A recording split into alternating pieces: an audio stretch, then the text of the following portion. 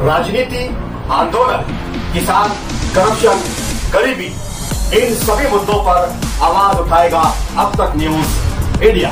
सत्ता के आगे जब भी सवाल कमजोर पड़ने लग जाए तो सवाल उठाने पड़ते हैं।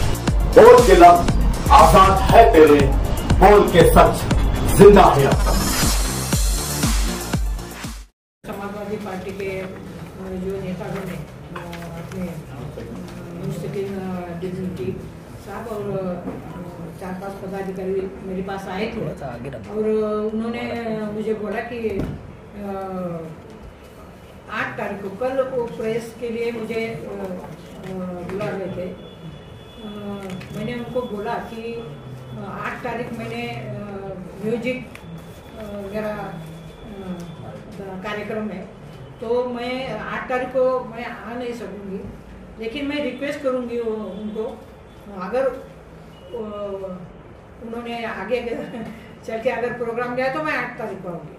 अगर वैसा नहीं हुआ तो मैं एक्चुअली 9 तारीख को मैं प्रेस एक कामकाज के बारे में लेने ही वाली थी, लेकिन मुझे ऐसा बताया गया कि 9 और 10 को इज्तिमा का प्रोग्राम है, तो आप उसके पहले लेंगे तो अच्छा होगा।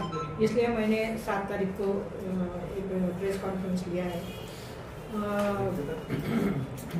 डिग्निटी साहब ने मुझे रिक्वेस्ट की थी, लेकिन मैं 8 तारीख को क्या हुआ कि वो जो प्रोग्राम है उसमें मेरे हस्ते वो प्रोग्राम है, तो पत्रिका छप गई थी, इसलिए मैं वो कैंसिल नहीं हुआ। तो आज की प्रेस कॉन्फ्रेंस में आप उनको न्योता दिए थे कि 7 को हमारी प्रेस कॉन्फ्रेंस है, आप आ जाओ? ऐसा नहीं, क्या हुआ कि ये अचानक 7 तारीख को मैं प्रेस कॉन्फ्रेंस ले रही हूँ, क्योंकि 1 बजे मुझे सटाना में प्रोग्राम है। वो अपने पत्रकार दिन का ही प्रोग्राम है, अपने पत्रकार बांधवों का सत्कार का कार्यक्रम है, सटा प्रेस के माध्यम से वो हो रहा है, तो वहाँ पे मुझे जाना है और उनके 8 तारीख तो कंफर्म थी, तो इसलिए मैंने मैडम इसमें जो काम आपने लोकसभा इलेक्शन हुआ उस दिन से मालेगांव शहर को पूरे हिंदुस्तान में जो है वो बदनाम करने की कोशिश की जा रही है कि हमने वोट जिहाद किया है ना, तो इसके बारे में आप क्या कहेंगे? निकालू का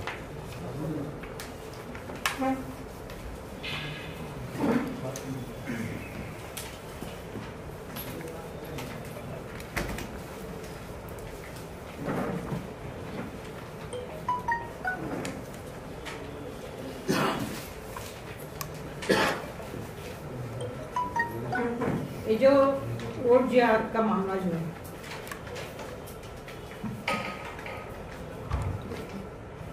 लोकसभा चुनाव 20 मई को हुआ और 4 जून को निकाला था, तो बीजेपी ने 400 पार का नारा लगाया था। तो 400 पार का नारा लगाने के बाद उनको 240 सीटें मिली और उनको 2 स्टेट की फेंक लेके उनको सरकार उन्होंने बनाया। तो तभी से उन्होंने वोट जिहाद का नारा लगाया है। पूरे हिंदुस्तान में आज तक जितने भी मुस्लिम समाज है, दलित, आदिवासी, पिछले वर्ग, वो हमेशा सेक्युलर पार्टी इंडिया गठबंधन के साथ है, महाविकास आघाड़ी के साथ है। और मालेगांव मध्य का जो प्रश्न है, तो मालेगांव मध्य में लगातार जो 4 इलेक्शन के बारे में हमने अगर देखा तो बीजेपी को इस चारों चुनाव में 6000 के ज़्यादा वोट नहीं मिले। 2009 में अमरीश भाई पटेल उनको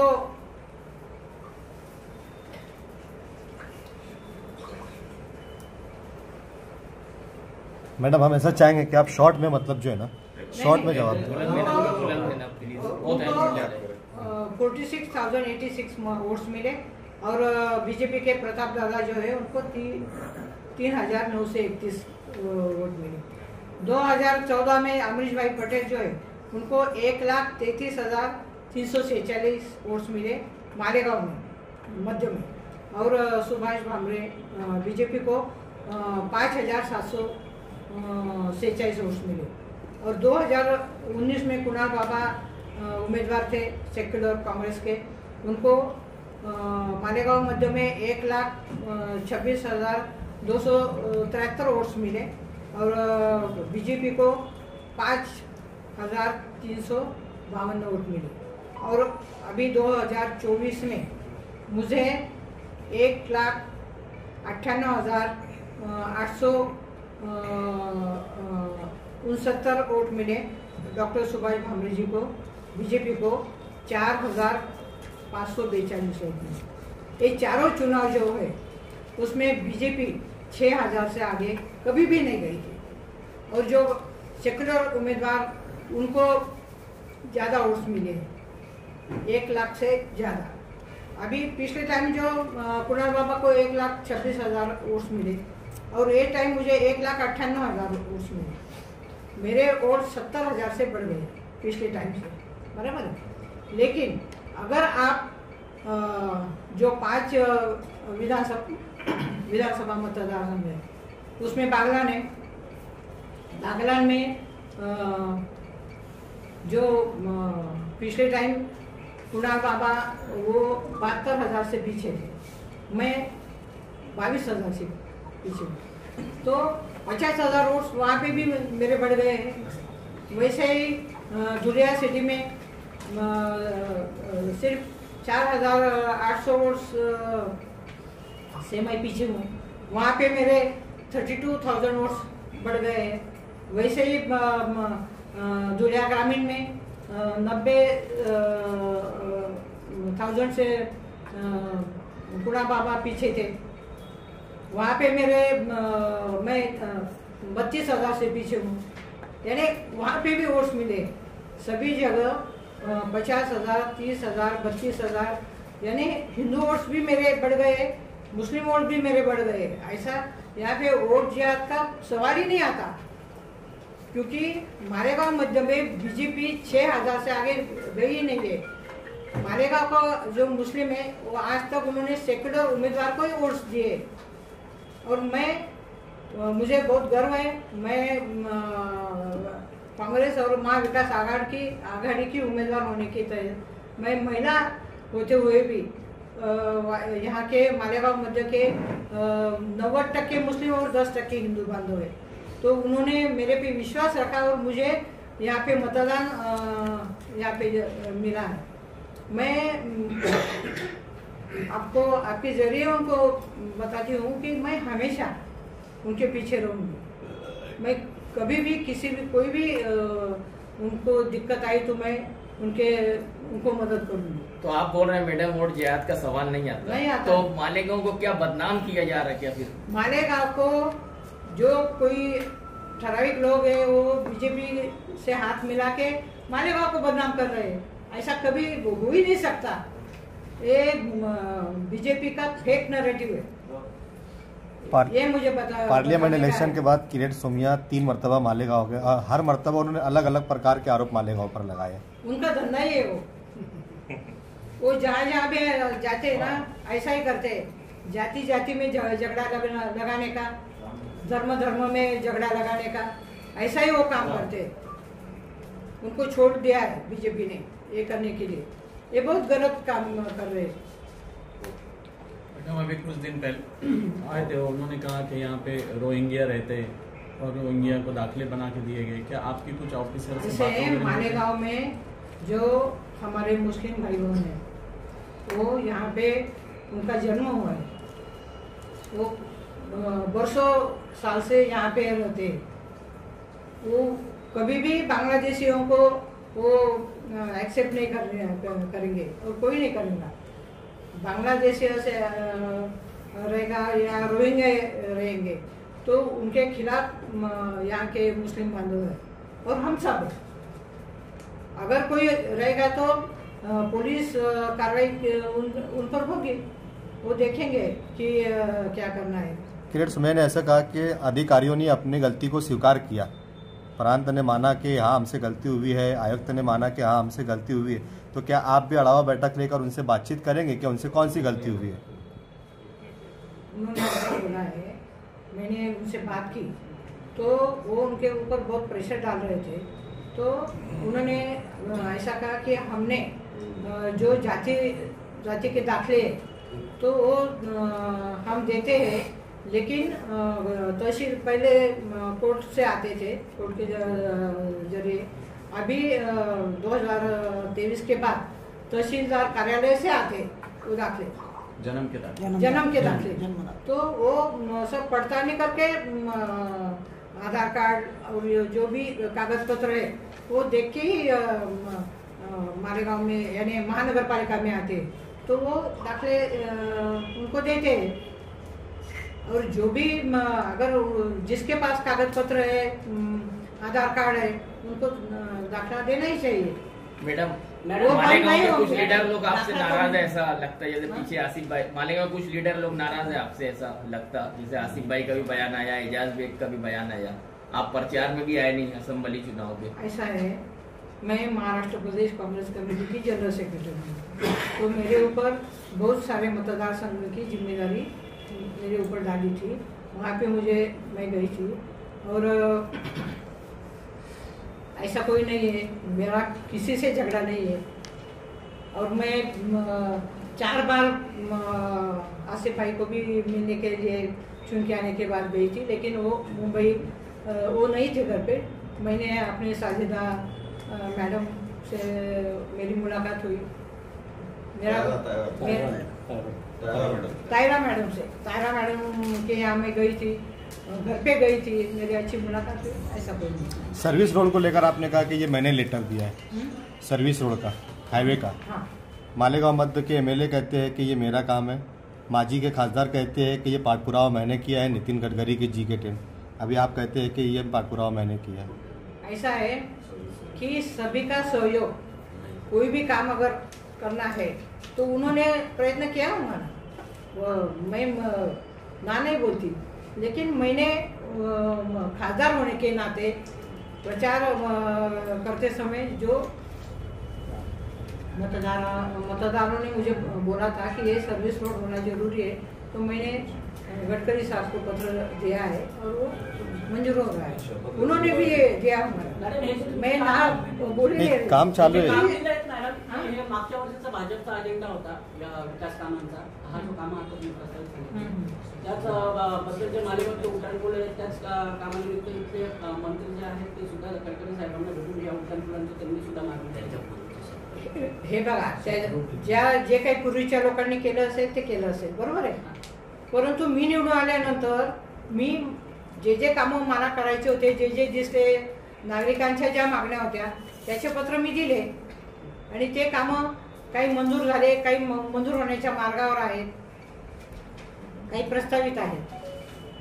मॅडम याच्यातला एक विषय आहे की काही वर्षांपूर्वी माजी आमदार आसिफ शेख यांनी रोहिंग्या आणि बांगलादेशी यांना मालेगाव स्थान द्यावं यासाठी मोर्चा काढला होता, तर ते काम नसतं, यावर काय करतात?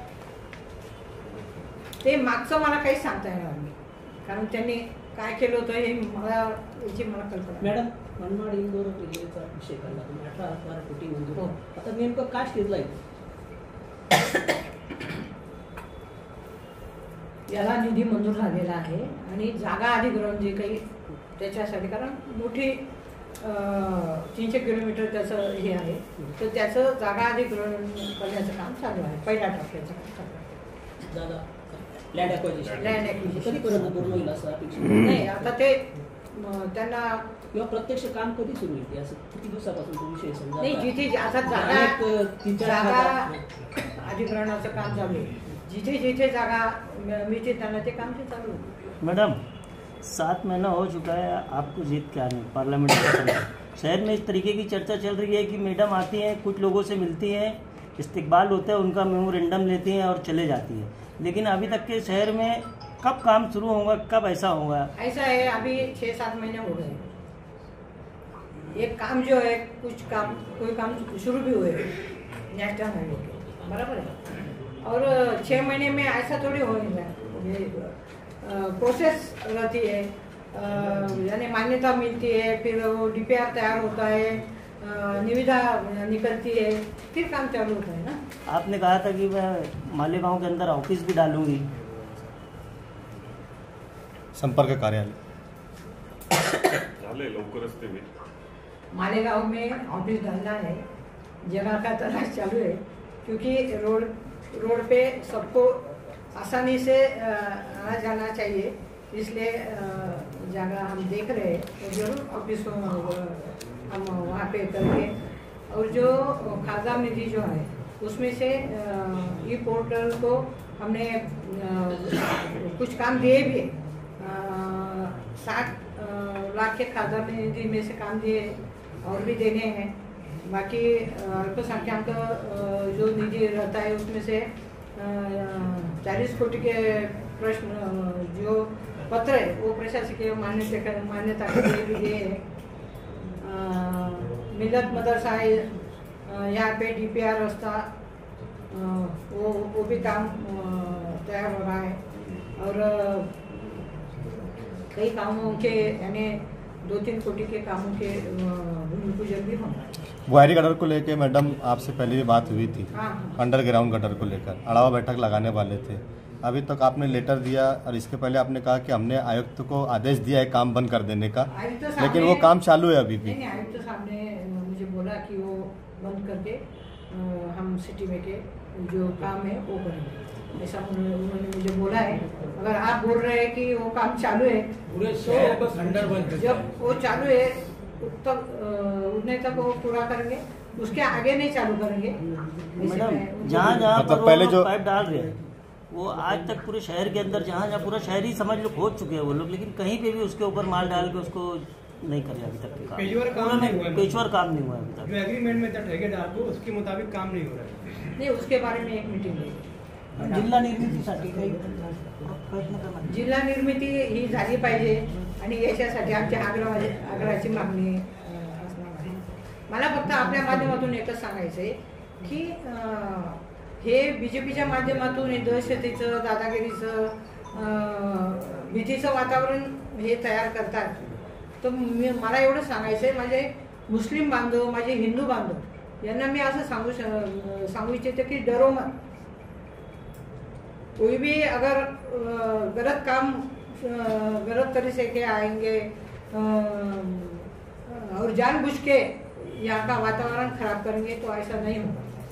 क्या आप रास्ते पर उतर कर एक आध मोर्चा या कुछ ऐसा मतलब लोगों को हिम्मत या हौसला देने के लिए नहीं, करेंगे? मोर्चा नहीं, मैं आपके जरिए मैं बताती हूँ कि ऐसा कुछ नहीं होगा। हर एक को दाखला मिलेगा, जिसके पास सही कागज पत्र है उनको जरूर दाखले जो है जन्म तारीख के वो मिलेंगे, कोई दिक्कत नहीं आएगी। किसी को भी अगर कुछ होगा तो मुझे बताओ, मैं मदद करूँगी। और डरने का कोई काम नहीं है, किसी से डरने का नहीं है।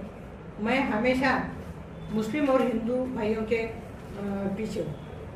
मैडम आपने सब तफसील बताया, उसके अंदर एजुकेशन का विषय छूट गया। मालेगांव में हायर एजुकेशन नहीं है, प्राइमरी एजुकेशन का सिस्टम पूरा टोटल लॉस हो चुका है। उसके नहीं, अभी एजुकेशन का जो मामला है तो हम अच्छा एजुकेशन और एजुकेशन के लिए और क्या कर सकते हैं इसके लिए मुझे मीटिंग लेनी है। अभी हमारे मालेगांव बाहर के जो आमदार है डॉक्टर दादा भूसे साहब, वो एजुकेशन मिनिस्टर बन चुके हैं, उनके साथ भी मुझे बात करना है। और हम अच्छी तरह से यानी हमारे जो बच्चे अच्छी तरह से उनकी पढ़ाई हो। और जूनियर कॉलेज है तो जहाँ पे जूनियर कॉलेज तक है तो वहाँ पे सीनियर कॉलेज देना पड़ेगा, पॉलिटेक्निक कॉलेज देना पड़ेगा। इसलिए मैं जरूर कोशिश करूँ। थोड़ा सा तालीम माफिया के ऊपर भी मतलब कुछ अपना मतलब वाच रहेगा क्या? एजुकेशन माफिया जो है उस पर कुछ वाच रहेगा अपना? अगर एजुकेशन माफिया का कुछ मसला है तो अगर मुझे किसी ने बताया तो मैं जरूर उसकी जांच करूँ। मनमाड आणि तुम्ही ते 4 पदरी 6 पदरी सटाण्याची पण ट्रॅफिक भरपूर, तुम्ही सटाण्याचा चौपदरी हा विषय आहे का तुमच्याकडे? मालेगाव सटाणा रस्ता कुठलं कुठलं मालेगाव ते सटाणा रस्ता याच्यावर पण ट्रॅफिक मोठ्या प्रमाणात वाढली. 6 लेन 6 लेन आपण करतो सटाणा ठीक है मैडम.